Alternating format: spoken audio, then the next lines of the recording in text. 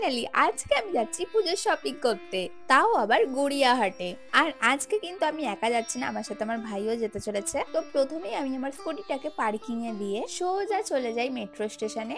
আর guys, সেখান থেকে দুটো মেট্রো পাল্টে আমাকে পৌঁছাতে হয়েছিল গড়িয়াহাটে। আমি কখনো পুজোতে গড়িয়াহাটে শপিং করতে আসিনি, এটাই আমার ফার্স্ট টাইম বলতে পারো। তাই আমি একদমই রিস্ক না নিয়ে এই দুটো মানুষকেও এনেছিলাম বার্গেনিং করায় আমাকে একটু হেল্প করার জন্য। শপিং শুরু করার প্রথমে আমরা একটু পেট পুজো করে নেবো ডিসাইড করি, তাই আর কি নিয়ে নিয়েছিলাম ভেলপুরি আর পাপড়ি চাট। আর তারপরে আমরা চলে গিয়েছিলাম সিংহি পার্কে। ভাবলাম গড়িয়াহাটে যখন এসেছি একটু সিংহি পার্কের ঠাকুরটাও দেখে আসি, রাতের বেলা আসলে তো এত ফাঁকা আর পাবো না, তাই আর কি। আর এখানে থিম ছিল Ramayana. By the way, pandal থেকে বেরিয়ে আমরা চলে গিয়েছিলাম লেন্স কাটে। এইবারের পুজো নিয়ে আমি বিশাল এক্সাইটেড, ভেবেছি পুজোয় ঠাকুর দেখতে একটু লেন্স পরে বেরাবো। আর আমি এখানে 2 রকমের লেন্স কিনে নিই, যার সাথে আমাকে একটা সলিউশনও ফ্রি দেয়, কারণ আমি কিন্তু লেন্স কাটের প্রো মেম্বারশিপে রয়েছি। বাই দ্য ওয়ে, তারপরে কিছু গ্লাস ট্রাই করছিলাম জাস্ট টাইম পাস করার জন্য, কারণ আজকে সুমির এই লেন্স কাটে একটু শুট ছিল। লেন্স কেনার পর আমার আর কোনো কাজ ছিল না, তাই আমি বসে বসে এইসবই করছিলাম। বাই দ্য ওয়ে, আমাকে কোন গ্লাসটা পরে ভালো লাগছে অবশ্যই তোমরা কমেন্ট করে আমাকে জানিও। আর তোমরা অনেকেই আমার এই ড্রেসের লিংক চাইছিলে,